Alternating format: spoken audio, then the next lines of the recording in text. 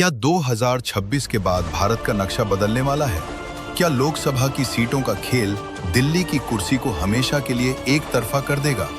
दोस्तों, आज हम बात कर रहे हैं उस परिसीमन बिल की, जिसे लेकर गलियारों में सुगबुगाहट तो बहुत है, लेकिन अभी तक इसे अमली जामा नहीं पहनाया गया है।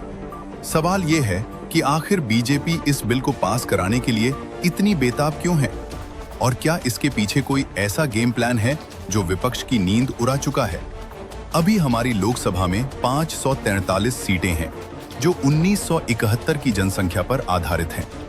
लेकिन नियम के मुताबिक हर कुछ सालों में आबादी के हिसाब से सीटें बढ़नी चाहिए। अब मास्टर प्लान समझिए।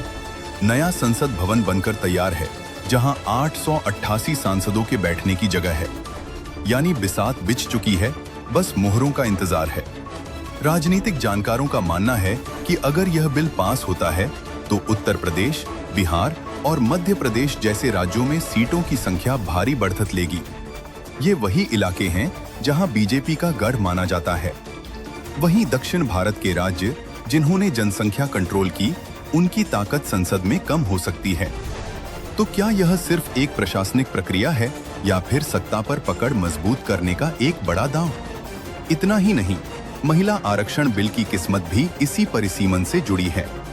यानी जब तक सीटों का नया बंटवारा नहीं होगा, तब तक महिलाओं को उनका हक मिलना मुश्किल है।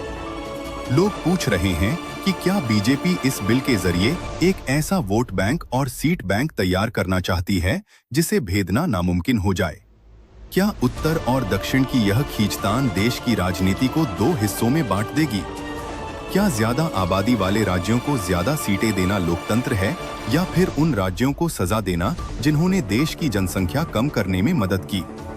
इस बिल का पास होना या न होना आने वाले दशक की सबसे बड़ी राजनीतिक लड़ाई होने वाली है। आपको क्या लगता है, क्या सीटों का यह नया खेल देश के लिए सही है? अपनी राय कमेंट में जरूर लिखें।